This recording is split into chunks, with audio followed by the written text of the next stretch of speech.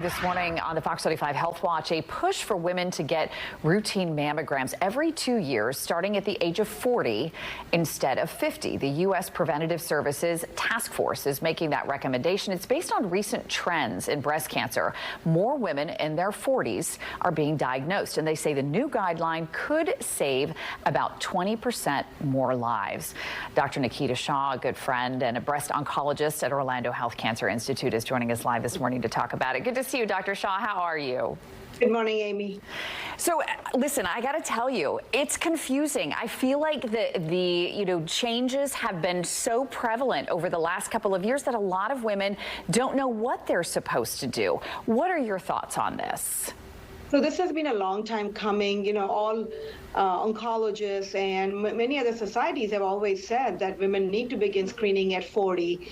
And actually, we still recommend and continue to recommend annual mammograms because we know that sometimes 2 years is a long time. Younger women tend to have biologically more aggressive cancers. African American women have more aggressive cancers.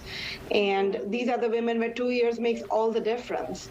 So I would remind people, just start at age 40 and go annually. And Dr. Shah, don't you find that most doctors, my doctor does, don't most doctors say that you should start at age 40? So I think maybe it was even surprising for people to hear, oh yeah, forget about the age 50 thing, because they were like, well, I started at age 40, don't most? So it has been confusing because different societies have had different recommendations, and the task force had brought it up to 50, but I'm glad that it's down to 40. And this actually will bring more uniformity to all the recommendations. And hopefully, the task force will take it to the next level of making it annually soon. I want to talk about... What I recommend is go annually starting at age 40. Right. I want to talk about dense breast tissue because it's something I don't think gets enough attention. Dense breast tissue impacts half of all women, and mammograms for a lot of these women who have dense breast tissue don't work. What do you recommend to them? So depending on the density of the breast, certain states have requirements that based on the density, they are automatically recommended and offered a breast MRI. Florida is not yet one of them, but the report on the density would tell you, and the radiologist will recommend if you need an MRI. If the breast tissue is very dense, you may need an additional mode of imaging, typically an ultrasound.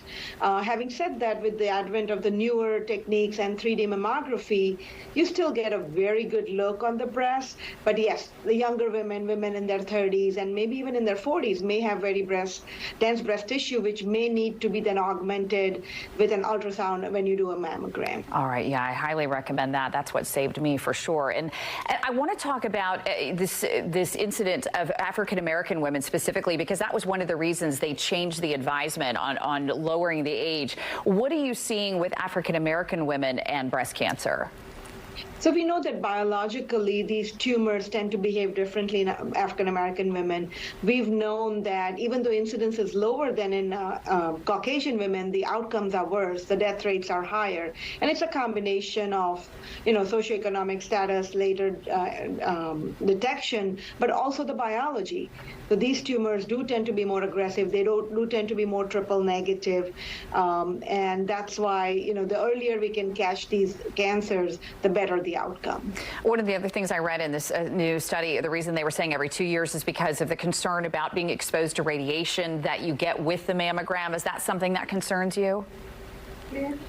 The amount of radiation through a mammogram is truly minuscule. And, when you look at the trade-off, and again, from an oncologist perspective, if I can save somebody chemotherapy, I think patients will gladly take that little bit radiation risk than having to go through major surgery or chemotherapy.